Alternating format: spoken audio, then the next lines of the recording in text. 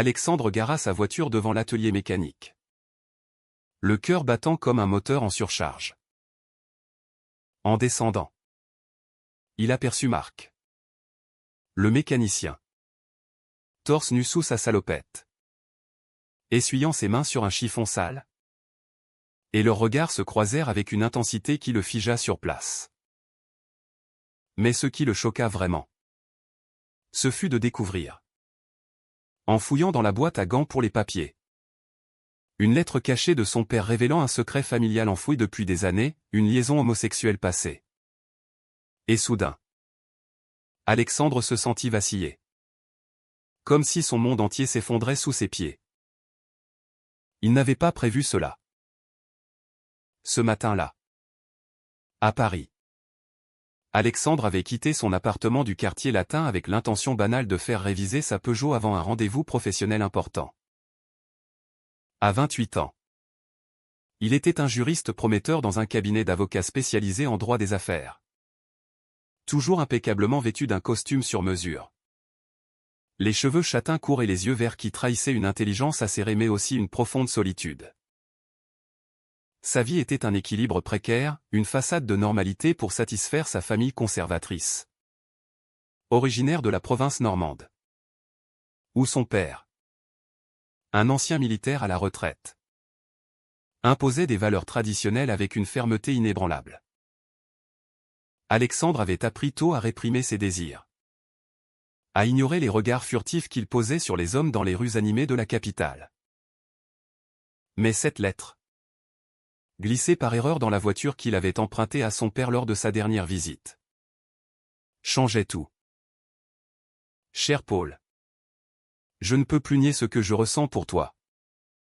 Lisait-on dans les lignes tremblantes. Daté de 20 ans plus tôt. Alexandre froissa le papier. Le fourra dans sa poche. Et entra dans le garage. L'esprit en tumulte. Marc l'accueillit avec un sourire franc. Ses muscles saillants sous la salopette bleue. Des tatouages discrets serpentant sur ses avant-bras, un engrenage symbolisant sa passion pour la mécanique. Un autre une rose fanée évoquant peut-être une perte passée.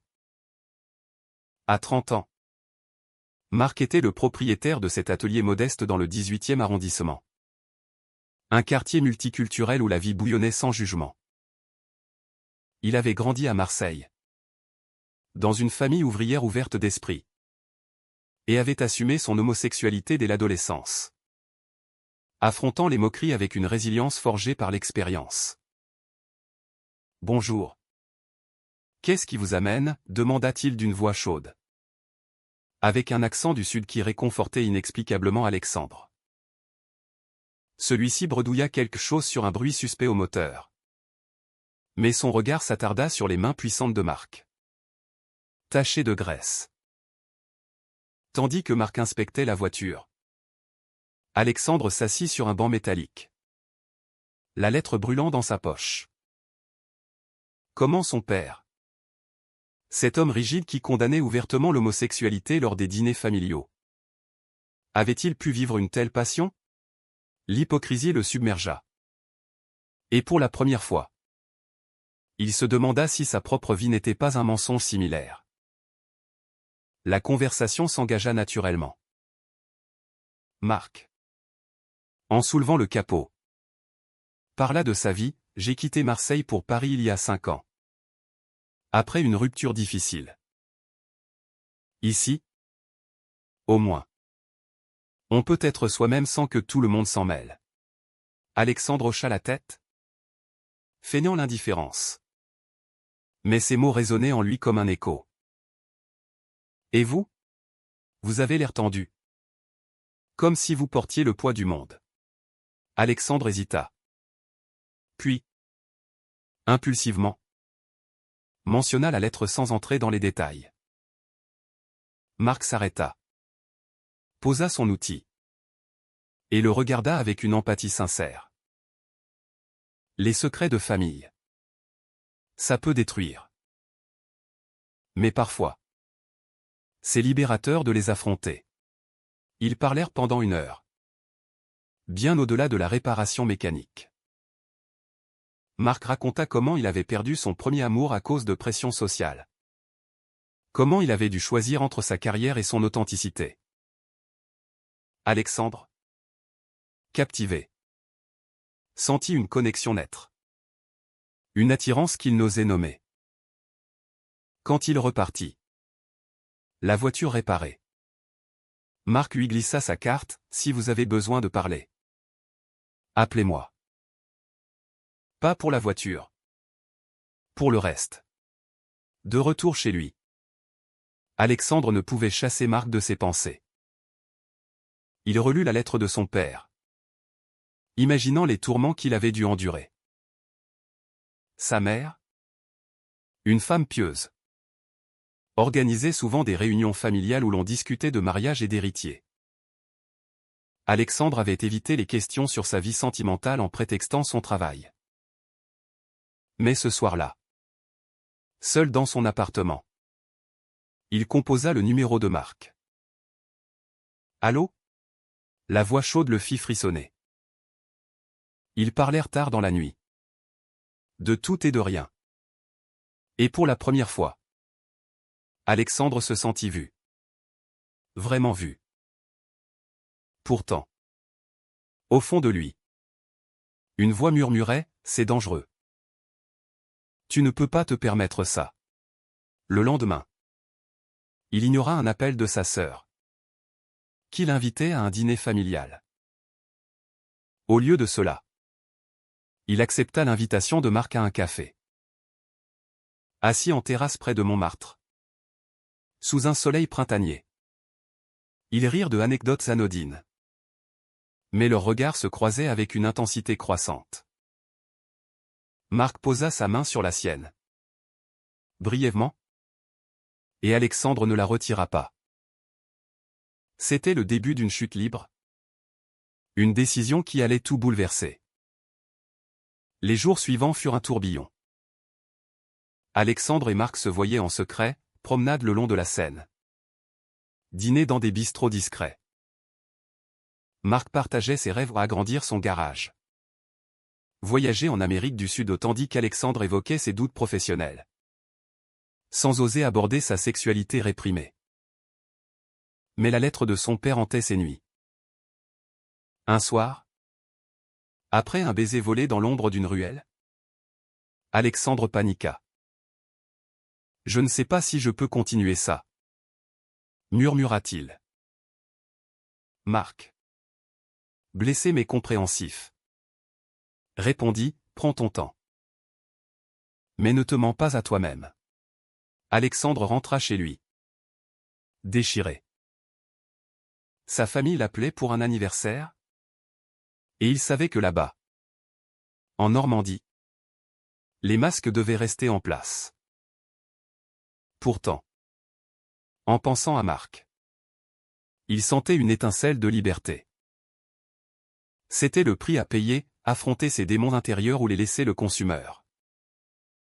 Les semaines passèrent. Et la relation entre Alexandre et Marc s'approfondit, tissant un filet de complicité au milieu du chaos parisien.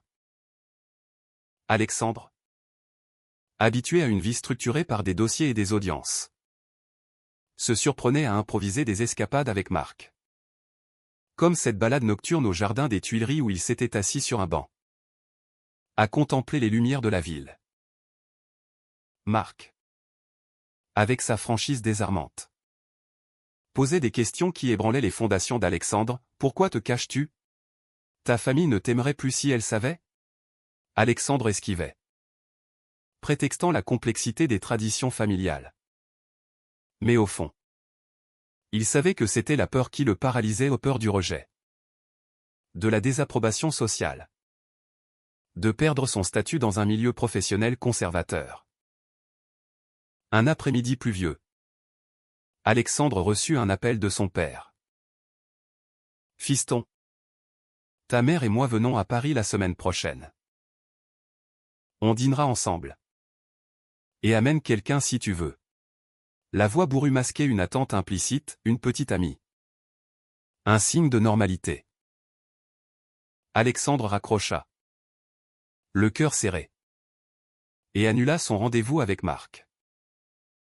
Ce soir-là, seul, il fouilla dans de vieux albums photos, revoyant son enfance en Normandie.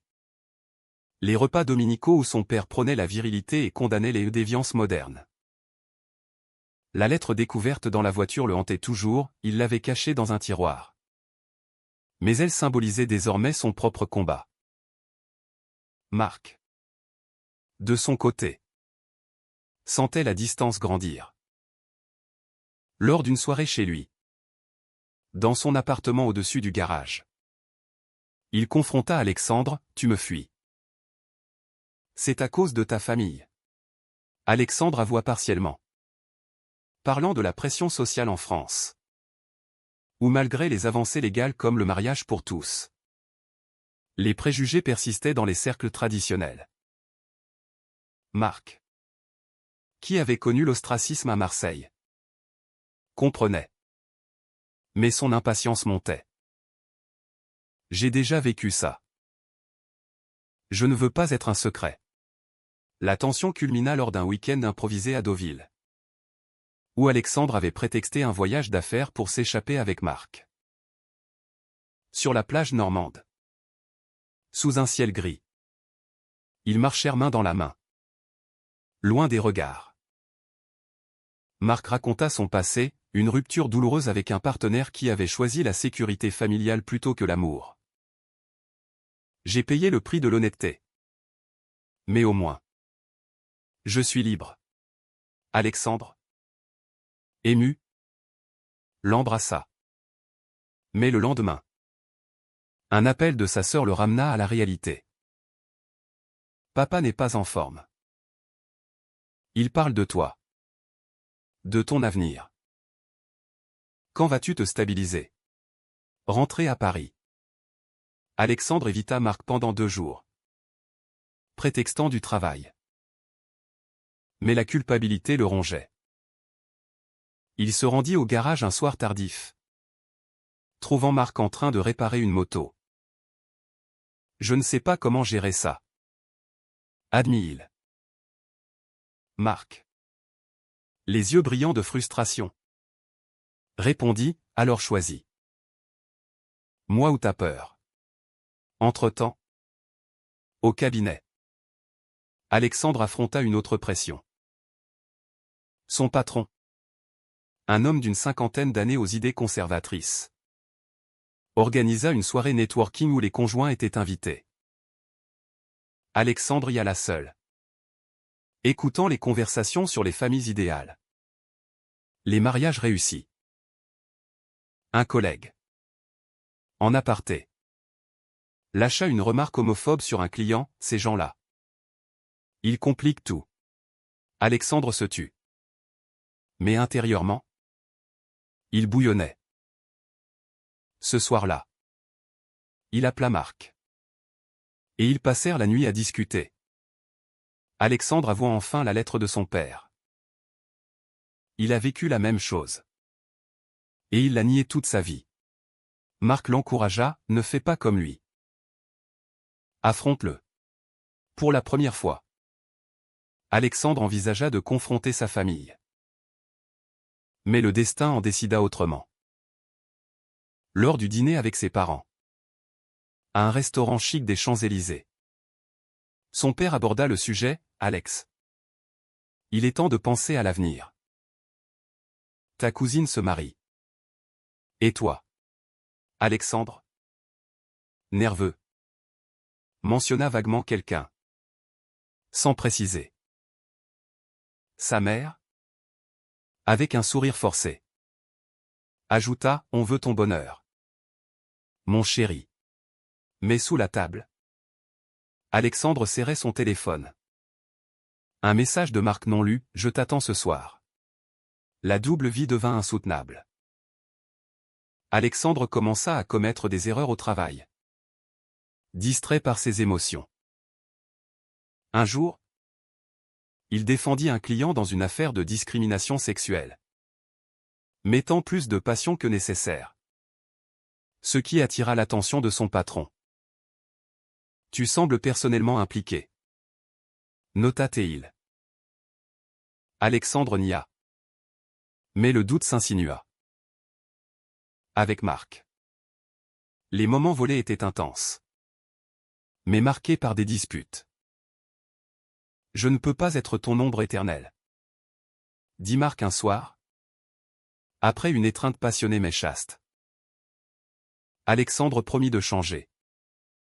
Mais au fond, il tergiversait. Puis vint le choc, en fouillant dans les affaires d'Alexandre lors d'une visite surprise. Sa sœur trouva la carte de Marc. C'est qui?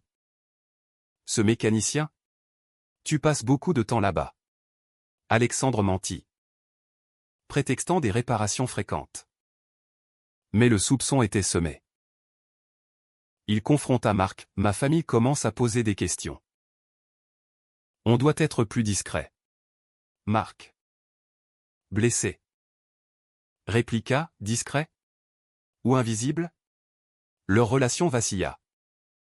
Mais l'attraction persistait. Un mélange de désir et de peur qui les liait plus fort. Finalement, Alexandre décida d'un pas en avant. Il invita Marc à un événement neutre. Un concert à la Philharmonie. Où il pourrait se fondre dans la foule. Là, pour la première fois en public, ils s'assirent côte à côte.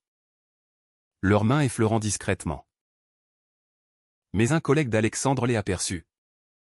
Et le lendemain, les rumeurs circulèrent au cabinet. Alex avec un homme? Ça expliquerait sa distraction. Paniqué. Alexandre nia tout, trahissant Marc par omission. Ce soir-là, Marc l'attendit en vain. La trahison était en marche. Et le prix à payer s'annonçait lourd. La confrontation éclata comme un orage parisien. Alexandre, rongé par la culpabilité après avoir nié sa relation au travail, se rendit au garage tard dans la nuit. Marc l'attendait. Les bras croisés. Le regard dur. Tu m'as laissé tomber. Encore. Alexandre tenta de s'expliquer, c'était pour nous protéger. Si mon patron l'apprend, je perds tout. Mais Marc. La voix tremblante de colère. Riposta, protéger quoi?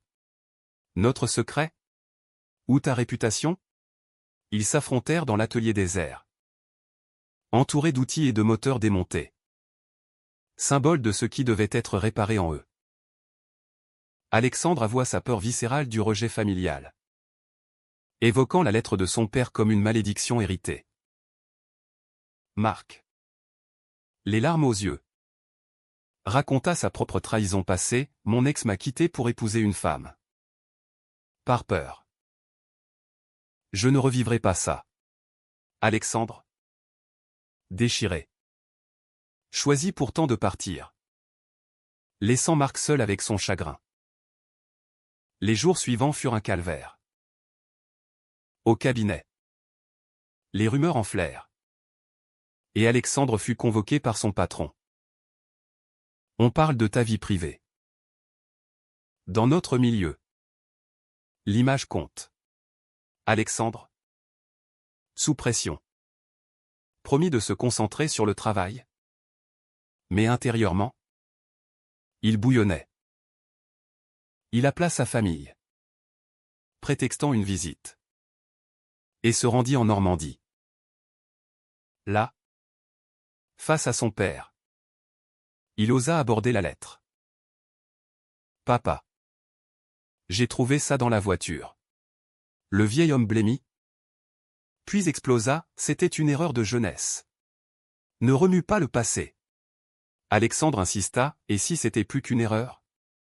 Si c'était toi. Vraiment? La dispute dégénéra. Sa mère pleurant en silence. Sa sœur tentant de calmer les esprits. Son père. Rouge de colère. Lança, si tu suis ce chemin. Tu n'es plus mon fils. Alexandre rentra à Paris brisé. réalisant le prix de l'honnêteté, la perte potentielle de sa famille. Marc, de son côté, tenta de tourner la page. Il accepta un rendez-vous avec un vieil ami. Mais son cœur n'y était pas. Un soir, il croisa Alexandre par hasard dans un bar du Marais. Quartier gai de Paris. Alexandre, ivre de remords, s'approcha, je t'ai trahi. Mais je ne peux pas t'oublier. Marc, amer, répondit, trahir. C'est choisir la facilité. Tu m'as fait mal. Pourtant. Ils parlèrent des heures, revisitant leurs souvenirs. Alexandre promit de changer. Mais Marc exigea une preuve, affronte ta famille. Ou laisse-moi partir. Alexandre, acculé, accepta. Il organisa un dîner avec ses parents à Paris, décidant d'inviter Marc en tant qu'ami. Mais au dernier moment, paniqué, il annula l'invitation, prétextant une urgence au garage. Marc, informé par un message maladroit, se sentit doublement trahi. Il confronta Alexandre chez lui, tu m'utilises comme un jouet. La dispute vira au drame, Marc partit en claquant la porte, laissant Alexandre en larmes. La société pesait lourd. Au travail, Alexandre défendit un cas de harcèlement homophobe, mettant sa carrière en jeu. Son patron le mit en garde, ne mélange pas personnel et professionnel. Alexandre, pour la première fois, riposta, et si c'était personnel? Les collègues murmurèrent. Et il sentit l'isolement grandir. Avec sa famille. Les appels se firent tendus, sa mère soupçonnait quelque chose. Son père évitait le sujet. Alexandre, seul, réfléchit à ses choix, la sécurité ou l'authenticité. Il contacta Marc, suppliant une dernière chance. Ils se retrouvèrent au pont des Arts, sous les lumières nocturnes. Je vais leur dire, promit Alexandre.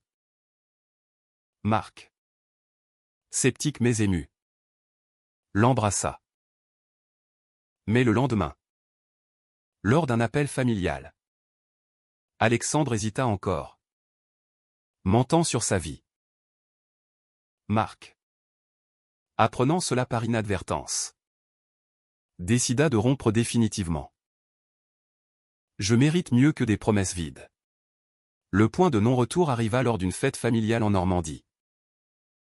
Alexandre, sous pression, fut présenté à une femme par sa sœur, elle est parfaite pour toi. Il accepta un rendez-vous par faiblesse, trahissant une fois de plus ses sentiments. Marc, informé par un ami commun, explosa de rage et confronta Alexandre au garage. Tu joues sur deux tableaux. C'est de la trahison pure. Alexandre, accablé, avoua tout, sa peur, ses doutes moraux, le conflit entre devoir filial et amour. Marc, dévasté, lança, l'amour n'est pas une option. C'est un choix. Il partit, laissant Alexandre face à son reflet dans un miroir taché d'huile, un homme brisé par ses propres décisions. Le prix était payé, la perte de l'amour, l'isolement social et un vide intérieur abyssal. Alexandre erra dans les rues de Paris, hanté par l'absence de Marc. Les jours devinrent des semaines, marqués par un silence assourdissant.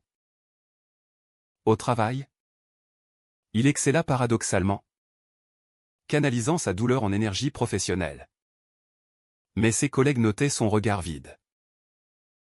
Un soir, il relut la lettre de son père, réalisant que celui-ci avait payé le même prix, une vie de regret.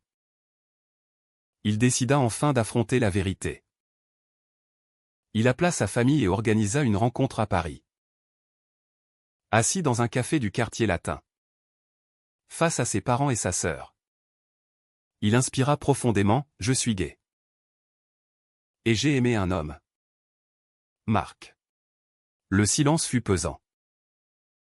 Son père, les yeux baissés, murmura, « Comme moi. » Autrefois. Les révélations fusèrent, le père avoua sa liaison passée. La douleur de l'avoir renié pour une vie normale.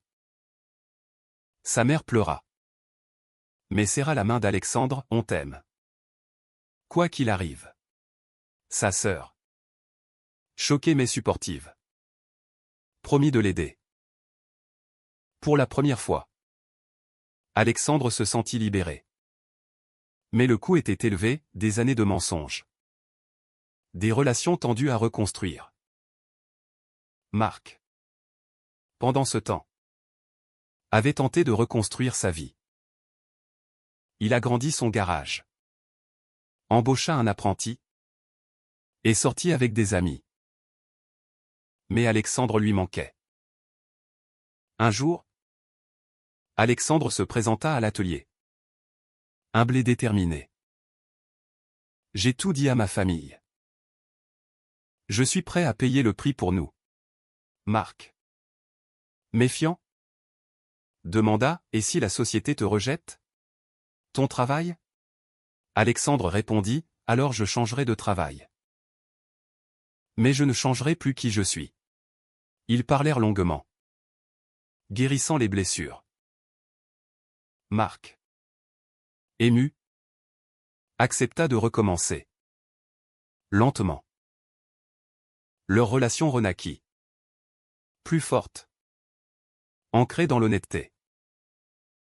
Ils affrontèrent ensemble les préjugés, des regards hostiles dans la rue. Des commentaires au travail d'Alexandre. Mais chaque épreuve les unissait. Alexandre quitta son cabinet pour un poste dans une association défendant les droits LGBT. Trouvant un sens nouveau. Marc. Fier. Le soutenait. Et ensemble. Ils voyageaient. Rêvant d'un avenir sans masque. Pourtant. Les cicatrices persistaient. Lors d'une manifestation pour l'égalité. Alexandre croisa son ex-collègue homophobe. Qui le toisa. Il choisit de l'ignorer. Focalisé sur Marc à ses côtés. La famille s'adapta progressivement, le père, dans une lettre touchante, s'excusa pour son hypocrisie. Alexandre réalisa que chaque choix avait un prix, la trahison avait coûté la confiance. Mais la vérité avait apporté la paix. Leur amour, forgé dans le feu des conflits, devint un témoignage de résilience face aux pressions sociales et morales. Est-il juste de sacrifier son authenticité pour préserver la paix familiale? Ou la vraie trahison est-elle de se mentir à soi-même?